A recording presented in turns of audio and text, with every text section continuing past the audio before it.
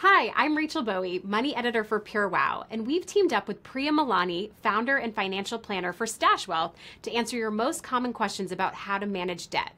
This is sponsored by Discover Personal Loans. If you have additional questions, just leave a comment below. And with that, I'm going to turn it over to Priya. Hi, Rachel. Thanks for having me. Thank you for being here. So to start, tell me about your career as a financial planner. I started working in finance back in 2003 at Merrill Lynch, and I worked in both wealth management and capital markets, which was an incredible training ground.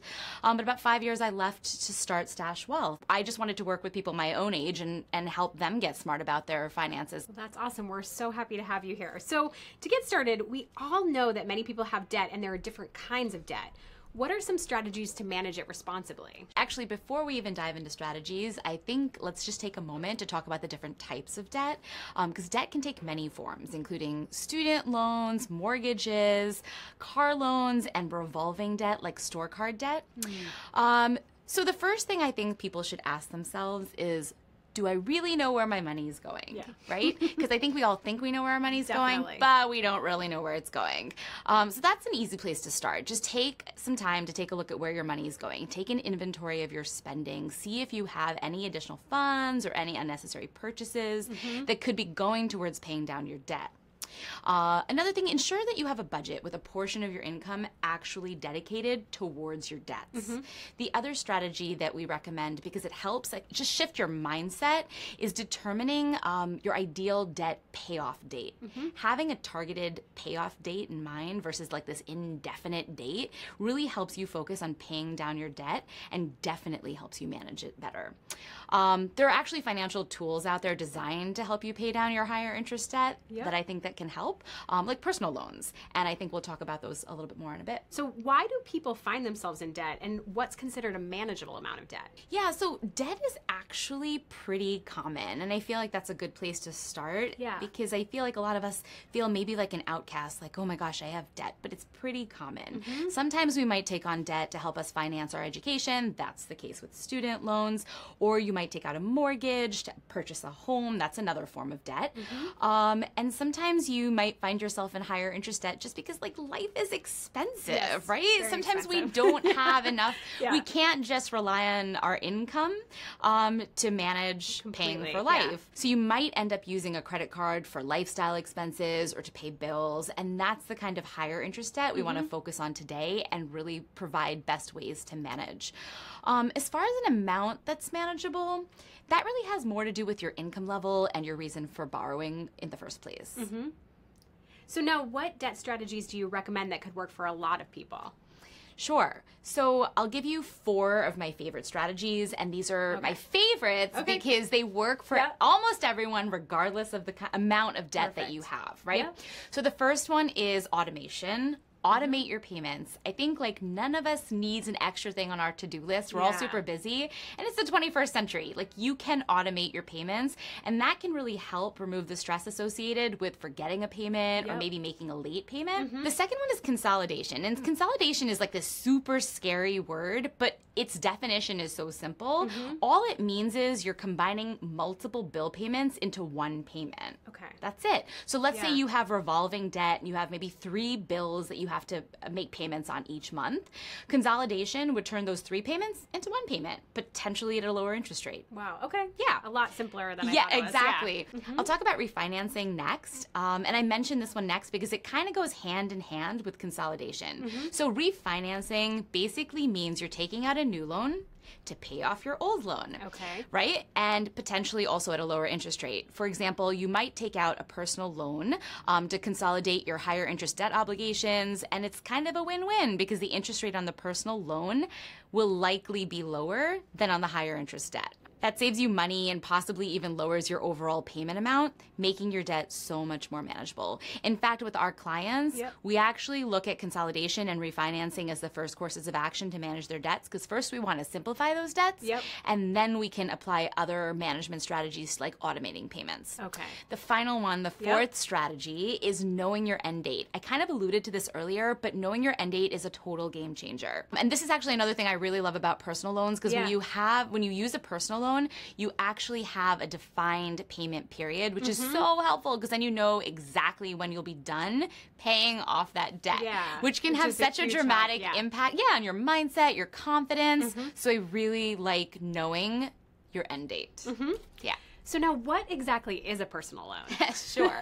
Yeah, that's important to know. Question, yes. So a personal loan is a financial tool that people use to pay down their debt and just to gain better control of their finances. You can also think of a personal loan as a way to access money for larger purchases or maybe unexpected purchases that you didn't have the savings to cover. Personal loans can range from anywhere from $2,500 all the way up to $35,000, maybe even more. Okay. And repayment terms are usually somewhere between 36 months to 84 months. Point being, there's a defined period to the loan end date for when it will be paid off, which is what distinguishes it from revolving debt. I see. Okay. Yeah. Now, is there a right time to consolidate and pay down your debt? Yeah, I think there are several situations when you know it's time. So first would be if you find yourself unable to keep up with your monthly higher interest debt payments, maybe you have too many bills or you're losing track, maybe even making late or missing payments, definitely Never a good time. Yeah. Right, exactly. Consolidating could dramatically help your situation and possibly help reduce the negative impact on your credit score you might have incurred. Second, is just if you're feeling overwhelmed, if you're like, I'm really overwhelmed by my higher interest bills and debts, you should think about consolidating with a personal loan. Not only might you benefit financially, but I think just like it's good for your mental health. Yeah. And that can have a dramatic impact. Third, you might consider consolidating if you think you might get better terms. Maybe you have higher interest debt and the interest rate on a personal loan might likely be lower. Okay. A personal loan could also help reduce the amount of time you spend paying off your debt. Okay. Right? So by consolidating, you could have a much more predictable time frame from when your debt will be paid off. That makes a lot of sense. That would be great. Yeah, definitely. Now, a current trend we're seeing a lot of these days is minimalism. Could trying to simplify my life help when it comes to paying down my debt? Do you like to shop? I do like to shop. We all like to shop. And I find that we accumulate stuff and over time, most of it we're not using. And so, I think about this one a lot. Just think about like stuff around your house that you're no longer using. I do a closet purge twice a year. That's like really if I'm not wearing great. it, you know, it's done. Yeah, maybe I sell it, maybe I donate it, whatever it is, but you could raise a little cash that way. It starts to get you thinking about efficiency, and it could be efficiency with your space and in your home or your apartment, efficiency with your time, and then efficiency with your dollars. An example might be maybe you drop your gym membership and use YouTube videos. Okay, or work outside or something. Exactly. And if shopping is your guilty pleasure, try to replace it with accumulating experiences instead of accumulating stuff. Which right? is good, yes. Go hiking, visit friends, maybe host a potluck dinner. All those little cost-saving switches could definitely help you accumulate the funds you need to pay down your debt in the long run. It also sets you up to spend less money overall and helps you kind of keep from incurring more debt in the future. Yeah, it's a good trend, definitely. Yeah. So what are some scenarios where people would most benefit from a personal loan? Sure. There are a lot, but to name a few, like those unexpected, your car breaks down situations and you have to finance the repair maybe with a revolving debt tool like a credit card. We had a client whose pet needed surgery last year and she paid for it. It was, it was totally unexpected, and so she had to pay for it with funds that she borrowed at a higher interest rate. All these scenarios and others, the set time frame for repaying a personal loan along with a more competitive fixed rate could save you money versus just paying down your current higher interest debt. So is one personal loan lender better than the other, and how do you weigh your options? Yeah, I mean, it's really important to understand the variables, and so we'll talk a little about a few of them. One of them is obviously interest rate, and that's definitely one factor, but there are others like origination fees, prepayment penalties, and payment timeframes to choose from. So you kind of want to also consider the total cost of the loan. It's also important to look, I think, for a trusted lender. Usually banks are going to be a safe bet there. Definitely. And you definitely want someone with good customer service who can answer your questions, because I think this is like a very hard to navigate world. Yeah. So if they have good customer service, that's going to just go miles. Yeah, right? absolutely. Yeah. A good thing to look for borrowers to look for is that some of the reputable lenders these days, and this is awesome, they allow you the ability to check what your interest rate would be before you actually apply. This qualifies as a soft credit pull, which shouldn't affect your credit score. Okay. Yeah. So personal loans aren't just an option for managing debt, but can also be a lower interest option than other financial tools for major expenses, like planning a wedding or a vacation. Sure. How can you use personal loans to your advantage in those situations? Sure.